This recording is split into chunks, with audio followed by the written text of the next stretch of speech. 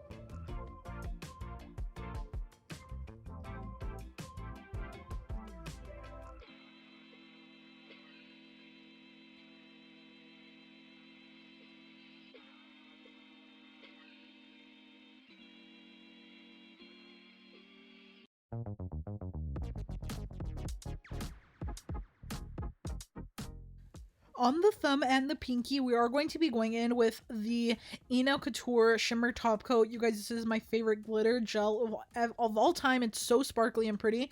I'm just putting it on and I'm going to kind of feather it out towards the bottom because we're going to be creating an ombre effect. So because this glitter is not so clear, and the original like set, I don't have to make the tips so clear, so it doesn't really have to be like a ombre underneath when you put the nude on first. You just want to make sure that you can see the glitter kind of ombreing down. So yeah, I'm just applying it at the tips and then I'm slowly gonna feather it upwards. And I do clean up the sides as I go because when you do this method, you can see here I'm cleaning up the sides. When you do this method, it could definitely make your nails look a little bit bulkier. I get so many questions all the time here on YouTube of how I make sure my nails don't get bulky, and you guys just try to clean up your edges as you go. That's the best thing. The best tip I can give you guys is to truly clean up as you go, because if you just put the gel on and then cure it, it's definitely going to be bulky. But something you can also do to fix that is to buff the nails at the end, on the edges, or even file them if you have to, if they're really bulky at the edges. But I do recommend just cleaning up as you go before curing so that your gel doesn't seep over to the edges.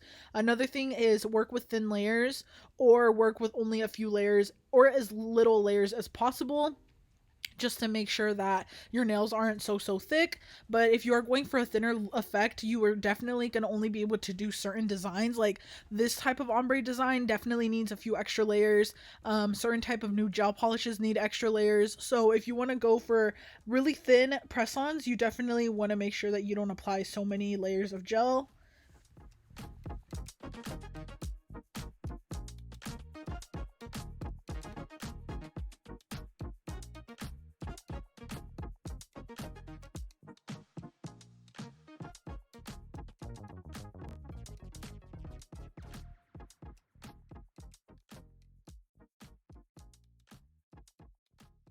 Next, once I'm done with that, I'm going to be grabbing some white gel polish. This is my Shine gel polish from Amazon.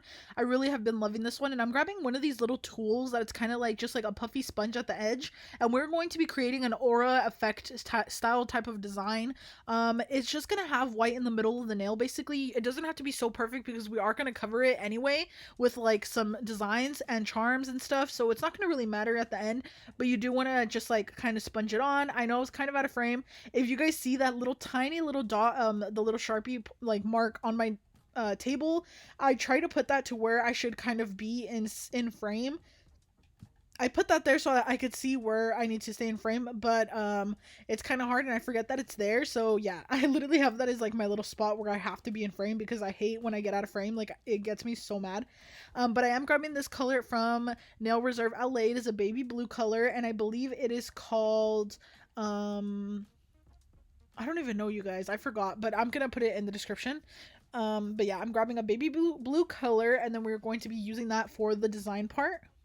I'm going to be creating a French tip in the middle nail, on the middle nail, and I'm just freehanding the French tip. This just comes with lots and lots of years of practice. You guys, I used to never be able to do this. Like, it was so hard, but I do recommend using a 10 to 15 millimeter length brush, and make sure it's really thin. If you use a shorter brush that's thicker, you're definitely going to have more trouble creating a flawless French tip with like seamless lines. Next, we're going to be creating these little lines on the nails that we did the little sponge design. So we're just going to create little lines. I don't even know what these lines are, you guys, but yeah, we're just gonna do this. And this was inspo from a picture that I had got from customer a long time ago. I had created the set in green. I don't know if you guys watch my reels at all, or if you guys follow me on Instagram, you might have seen it. But it is a inspo from an original person, a different person, and you guys, I have no idea who it was, and I don't remember who originally ordered the green nails, so I have no idea how to go back and check. But if I knew, I would definitely tag them, or if you guys know, just let me know. But yeah, I'm just going ahead and doing the French tips on the middle nails and then the little lines on the other nails. And like I said, that little like white part on the nails doesn't have to be so perfect just because we are going to cover it anyway.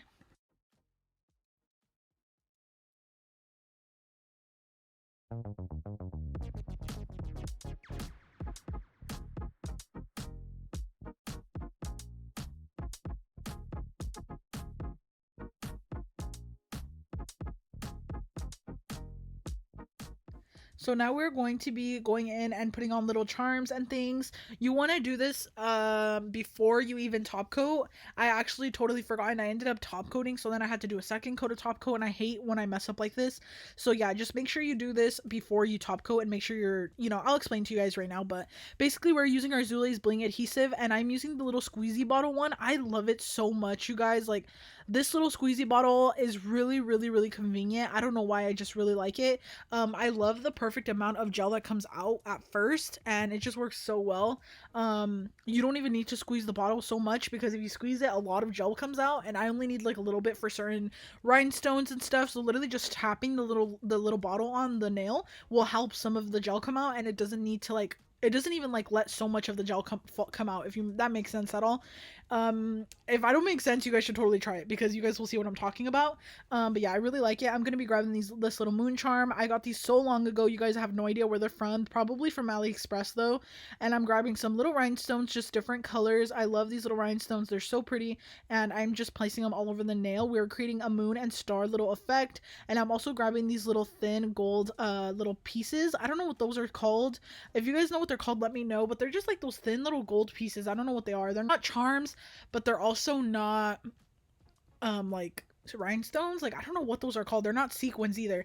So yeah, if you guys know, just let me know. But we're just going to be placing little stars and moons all over the nails in different positions, and we're going to be putting a little sun in the middle of the middle finger.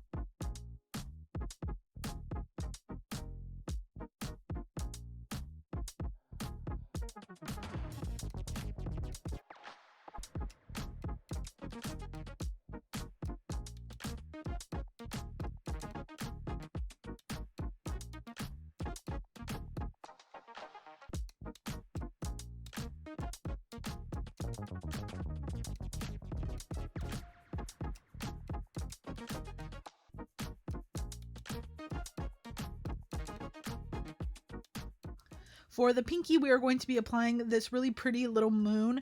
I have one in pearls and one that's like rhinestones on it. And these are just so pretty. They're so cute. I'll link them for you guys. They're from AliExpress and they are so, so gorgeous. I love these. I always use them. And I'm going to be putting that one on the pinky. And I always make sure to add extra glue to these because I do not want them to snag or fall off or anything like that. I want to make sure that my nails are as good quality as I can possibly make them. So I always go in and add extra glue for all the girls or whoever orders, just because I want to make sure that their charms last. And especially because this one sticks up off the nail, you want to make sure you add glue in all the little crevices that are sticking up so that those parts don't get snagged on anything.